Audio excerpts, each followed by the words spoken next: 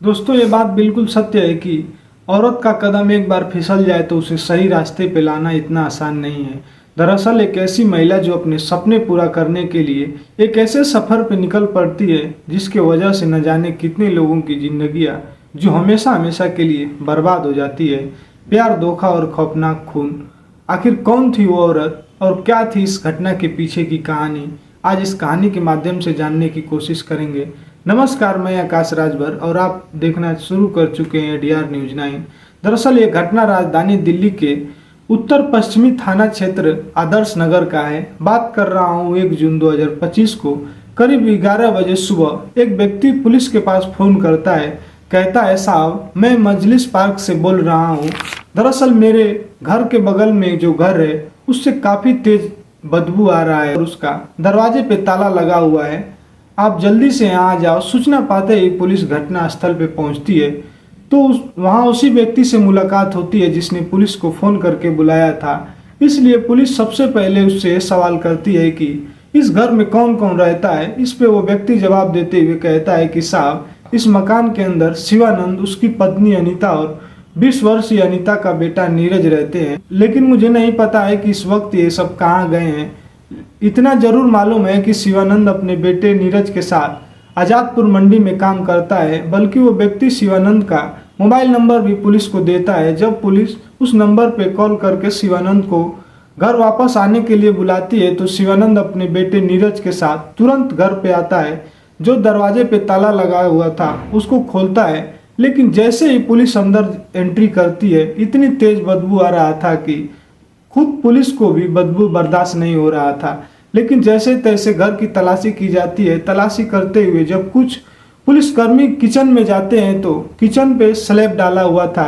उसी स्लैब के ऊपर कंबल में लपेटे हुए एक महिला का लाश पड़ा हुआ था। जब पुलिस उस लाश के बारे में जांच पड़ताल करती है तो वो लाश किसी और का नहीं बल्कि शिवानंद के पत्नी अनीता का ही था। अनीता, जिसकी उम्र लगभग 45 साल थी। इधर शिवानंद और उसका बेटा नीरज शव को देखकर हैरान थे और फुट फुट कर रो रहे थे। पुलिस को भी समझ में नहीं आ रहा था कि घर के अंदर ही शिवानंद की पत्नी अनीता का डेड बॉडी पड़ा हुआ है।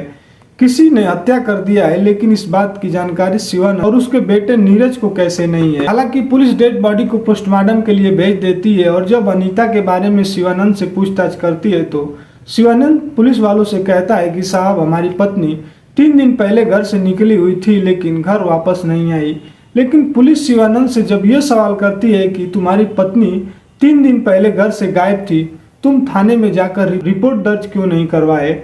इस पर शिवानंद पुलिस वालों से कहता है कि साहब, मेरी पत्नी पहली बार नहीं गई थी, इससे पहले भी घर से बाहर जा चुकी है लेकिन 3-4 दिन के बाद वापस आ जाती है। मुझे लगा कि इस बार भी गई है और वापस आ जाएगी, इसलिए मैं रिपोर्ट नहीं दर्ज करवाया। लेकिन मुझे क्या मालूम था कि उसका हत्या हो जाएगा। शिवानंद बयान तो दे देता है लेकिन इस बयान से पुलिस संतुष्ट नहीं होती है।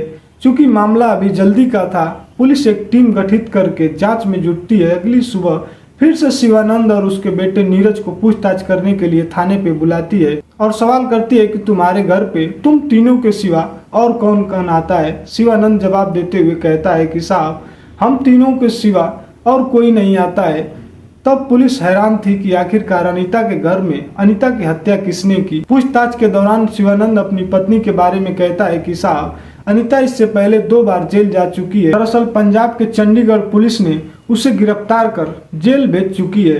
पहली बार उसे नशीली दवा बेचने के जुर्म में और दूसरी बार जिस्म फरोशी की धंधा करने में जेल भेज चुकी है। इस कहानी को सुनकर पुलिस को यह साफ यकीन तो हो चुका था कि अनीता कोई साधारण औरत नहीं थी। पुलिस अब मानकर चल रही थी कि इन्हीं वजहों से अनीता का हत्या हुआ है, लेकिन अनीता जैसे भी थी अपराधियों को गिरफ्तार करना जरूरी था। इधर शिवानंद जब साफ साफ लफ्जों में कह देता है कि हमारे घर पे कोई नहीं आता है तो पुलिस को शक हो गया था कि अनीता की हत्या जरूर या तो शिवानंद ने किया है या उसका बेटा। इन्हीं दोनों में से किसी ने किया होगा। इसीलिए पुलिस दोनों को अलग अलग बैठाकर जब एक पर एक कई तरह के सवाल करती है तो आखिरकार शिवानंद पुलिस के सामने घुटने टेक देता है और मजबूर होकर अपनी सच्चाई कबूल कर लेता है और कहता है कि साहब, हमने ही अपनी पत्नी का हत्या किया है। दरअसल शिवानंद मूल रूप से उत्तर प्रदेश के उन्नाव जिला का रहने वाला था, जिसके पिता का नाम गया प्रसाद, जिसके टोटल 6 बच्चे थे, जिनमें से 5 बेटियां और एक बेटा शिवानंद, जिसमें से दूसरी नंबर की बेटी पुष्पा। पुष्पा की शादी नरेश से हुआ था। नरेश जो दिल्ली के मजलिस पार्क में रहता था, जो आज़ाद मंडी में काम करता था। पुष्पा की जब शादी कर दी जाती है दिल्ली जाने के बाद वहीं रहने लगती। शिवानंद अपने दीदी और जीजा के पास रहने के लिए जाता है। वहीं नरेश शिवानंद को आज़ादपुर मंडी में काम लगा देता है, जहां समय के साथ पुष्पा के 2 बच्चे होते हैं। जब दोनों बच्चे हो जाते हैं उसके बाद पुष्पा का किसी से अफेयर शुरू हो जाता है। इस बात की जानकारी जब नरेश को लगती है तो नरेश अपनी पत्नी पर नजर रखने लगता है, जिसका नतीजा ये होता है कि पुष्पा का अपने प्रेमी से मिलना मुश्किल हो जाता है, जिसके वजह से पुष्पा अपने पति नरेश की हत्या करा देती है। हालांकि हत्या के जुर्म में पुष्पा तो जेल चली जाती है, इधर नरेश की हत्या हो जाता है। पुष्पा जेल चली जाती है, तब शिवानंद अपने दोनों भांजों की देखरेख करता है। इसी बीच अपनी बहन से मिलने जेल जाया करता था। पुष्पा को जेल में रहने के दौरान पुष्पा का अनीता से मुलाकात होता है। दरअसल अनीता बिहार के मुजफ्फरपुर की रहने वाली, जिसके पति का नाम देवेंद्र सिंह था। अनीता भी अपने पति की हत्या के जुर्म में जेल में थी। अनीता के भी 2 बेटे थे, जिसमें से एक बेटे का नाम सूरज और दूसरे बेटे का नाम नीरज।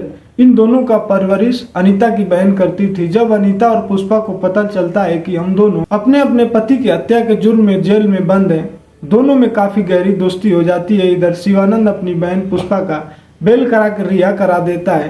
पुष्पा शिवानंद से अनीता के बारे में बताते हुए कहती है कि अनीता के आगे पीछे कोई नहीं है, वो अच्छी औरत है, उसका भी बेल करा दो। आखिरकार होता भी कुछ ऐसा ही है। शिवानंद अनीता का भी बेल करा देता है।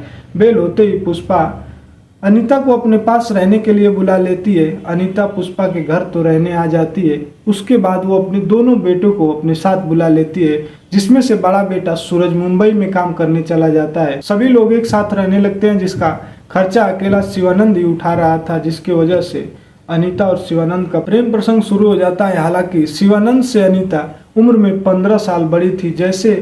जैसे ये बात पुष्पा को पता चलता है, पुष्पा उस कमरे से अलग कमरा लेकर अपने दोनों बेटों के साथ रहने लगती है और कहती है कि तुम दोनों खुशी के साथ रहो और शादी कर लो। दोनों साथ में रहने तो लगते हैं लेकिन शादी नहीं करते हैं। इधर अनीता जेल से आने के बाद अपनी आदतों में सुधार नहीं करती है। खासकर जब शिवानंद और उसका बेटा नीरज दोनों काम पे चले जाते थे तो अनीता खुले आसमानों में उड़ने लगती थी।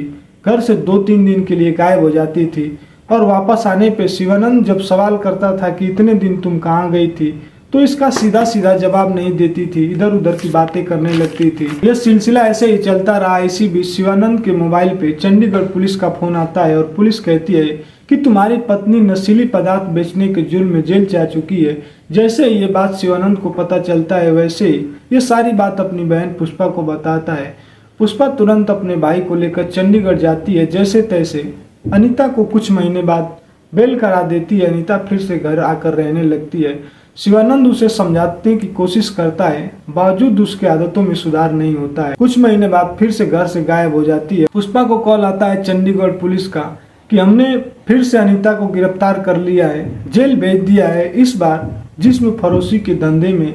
लेकिन इस बार शिवानंद गुस्सा हो जाता है और उसका बेल कराने के लिए मना कर देता है। इधर पुष्पा शिवानंद को समझाते हुए कहती है कि आखिरी बार एक मौका दो और उसका बेल करा लो। आखिरकार फिर से बेल करा के घर लाते हैं। पुष्पा अनीता को काफी समझाती है। इस बार अनीता घर से बाहर तो नहीं जाती है, लेकिन घर में ही रह के फोन पर घंटों घंटों बात करना चालू कर देती है। एक दिन शिवानंद जब काम पर घर आता है तो काफी घंटों से बात कर रही शिवानंद इस फोन के बारे में अनीता से पूछता है तो अनीता उल्टा शिवानंद पे ही गुस्सा हो जाती है, भड़क जाती है।